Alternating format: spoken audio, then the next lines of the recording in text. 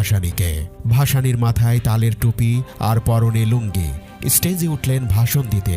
ভাসানীর সুরত দেখে দর্শক শ্রোতাদের মধ্যে গুনগুন মন্তব্য, ইয়ে তো মিসকিন হ্যায়। কোরআন তেলাওয়াত দিয়ে ভাসানীর বক্তব্য শুরু হতেই ওই শ্রোতাদের কণ্ঠে আরেকটি মন্তব্য ভেসে এলো, ইয়ে তো মৌলানা হ্যায়।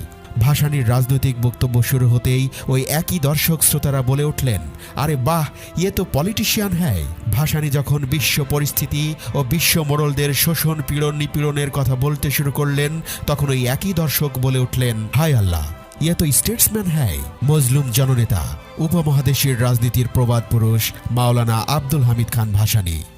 1957 সালে কাগমারি সম্মেলনে মাওলানা আব্দুল হামিদ খান ভাসানী পশ্চিম পাকিস্তানের দুঃশাসনের বিরুদ্ধে হুঁশিয়ার করে বলেছিলেন, পূর্ব পাকিস্তানের ন্যায়সঙ্গত অধিকার ফিরিয়ে দাও, নতুবা ওয়ালাইকুমুস সালাম। সভা আরম্ভ হবার সাথে সাথেই 144